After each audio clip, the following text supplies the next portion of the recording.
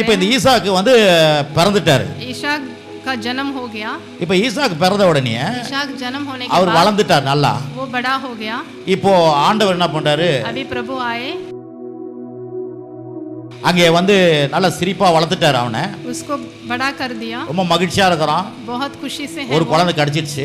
एक पुत्र मिल गया करके बहुत खुश ஆனா है. பாருங்க, தேவன் பாருங்க, लेकिन प्रभु ஏதோ நம்முடைய தனிப்பட்ட வாழ்க்கை நல்லா இருக்கிறதுக்காக நம்மள அழைக்கல. सिर्फ हमारा जीवन अच्छा रहना है करके वो नहीं बुलाए हमें.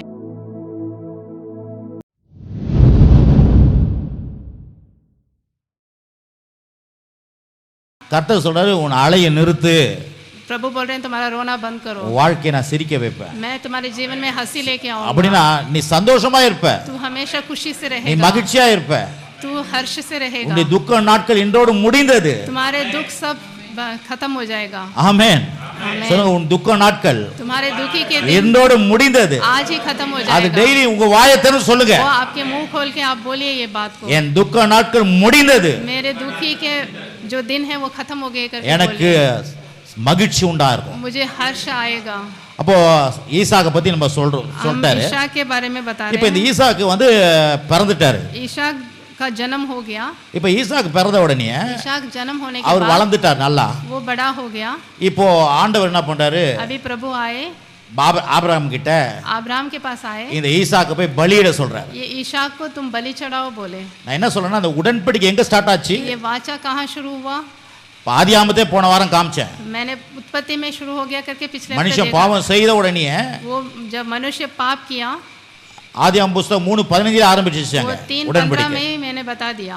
அதுக்கப்புறம் அங்க இருந்து ஆபிரகாம் கிட்ட வந்தது. उसके बाद अब्राहम के पास आया. இப்போ ஆபிரகாம் கிட்ட இருந்து எங்க போய் முடியுது இந்த உடன்படிக்கை? ये अब्राहम से फिर वाचा कहाँ तक जा रहा है? கல்வாரி சிலுவை அண்டையில போய் அது முடியுது. क्रूस तक जा रहा है ये वाचा. அது அங்க வந்து நிறைவேற்ற அந்த क्रूस உடன்படிக்கை. पे जाके वो वाचा खत्म हो रहा है. இப்போ அதை தான் வந்து அங்க போறதை தான் இப்போ நம்ம பார்க்க போறோம். वो वहां तक जाने का ही अभी हम देखने वाले போன हैं. வாரமே சொன்னேன், मैंने पिछले हफ्ते ही அந்த बोला था. ஈசாக்குன்ற ஜீவன் கொடுக்குது. ईसाक मतलब एक जीवन है. ஆனா இது அடுத்த வாரம் வாங்க இன்னும் பிரமாதமா முடிய போகுதுன்னு अगले சொன்னேன். हफ्ते आप आइए पाको और पोरोम. भी बताऊंगा गहराई में. मैंने बोला இப்போ था. ஆதியாம் புஸ்தகம் 22ஆம் அதிகாரம். अभी उत्पत्ति 22 देखेंगे. ஆபிரகாம் அந்த அற்புதமான இந்த ஈசாக்கு என்ற சிரிப்பு மகனை வளர்த்துட்டார் நல்லா. अभी उत्पत्ति 22 में हम देखेंगे ரொம்ப ரொம்ப ईसाक बड़ा हो गया. 22 ஆதியாம் 22 हाँ, उत्पत्ति 22 அங்கே வந்து நல்லா சிரிப்பா வளர்த்துட்டார் அவனை. उसको बड़ा कर दिया. ரொம்ப மகிழ்ச்சியா இருக்கிறான். बहुत खुशी से है. ஒரு वो குழந்தை கிடைச்சிருச்சு. एक पुत्र मिल गया करके बहुत खुश ஆனா है. பாருங்க, தேவன் பாருங்க, लेकिन प्रभु ஏதோ நம்முடைய தனிப்பட்ட வாழ்க்கை நல்லா இருக்கிறதுக்காக நம்மள அழைக்கல. सिर्फ हमारा जीवन अच्छा रहना है करके वो नहीं बुलाए हमें. அது உண்மைதான். वो भी ठीक है. நீங்க தனிப்பட்ட வாழ்க்கை நல்லா आप இருக்கணும், अपने जीवन में भी अच्छे உங்க रहोगे, குடும்பத்துல நீங்க நல்லா இருக்கணும். आपके परिवार में भी अच्छे ஆனா रहोगे. அதற்காக உங்களை என்ன கடவுள் அழைக்கல. सिर्फ उसके लिए हमें नहीं बुलाया. கடவுளுடைய வார்த்தை சொல்லுது, प्रभु का वचन बोलता சாராளாமா, है. सारा சொல்லுங்க சாராளாமா, ஹிந்தில ஹிந்தி. सारा लम्मा, ஆமா, நீங்க உலகத்துக்கு வெளிச்சம் சொல்லிக்கிறார் கர்த்தர். आप तो जगत की ज्योति हो, பூமிக்கு உப்பு.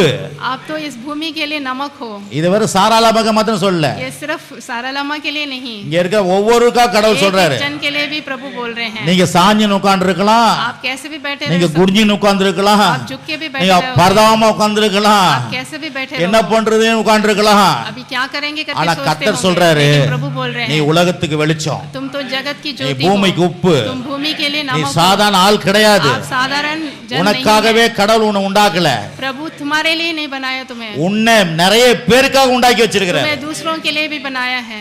இதெல்லாம் சொன்னாலே நம்முடைய வாழ்க்கை பாருங்க ये பெருசாயிடும். सब बोलने से हम और भी अच्छे हो जाएंगे. அதனால தான் குனிஞ்சின்னு இருக்கிறோம் பாருங்க. इसलिए हम என்ன हमें பண்றதுன்னு झुक के தெரியல. नहीं रहना है.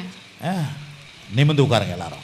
आप एकदम डट होके बैठना. சொல்லுங்க, நீங்க சாதாரண ஆள் கிடையாது. आप साधारण मनुष्य नहीं हैं. தேவன் உங்களை ரட்சித்திருக்கிறார்னா நீங்க சாதாரண प्रभु ने ஆளா? आपको उद्धार दिया है.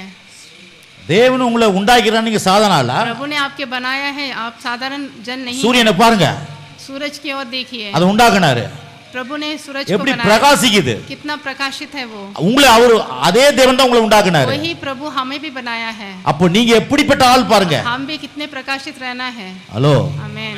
கவனிக்கிறீங்களா? आप सुन रहे हैं? அதனால தான் பாருங்க, நம்ம வந்து தேவன் எப்படி என்ன உண்டாக்கி இருக்கிறாரு தெரிஞ்சிச்சுனாலே हमें நம்முடைய வாழ்க்கை பெருசா இருக்கும். प्रभु ने हमें कैसे बनाया ये सोचने से हम और अच्छे हो जाएंगे. நம்முடைய பார்வை, நம்முடைய பேச்சு, हमारा सोचना, हमारा நம்முடைய யோசனை हमारा विचार எல்லாமே பிரம்மாண்டமா सब இருக்கும். बदल जाएगा.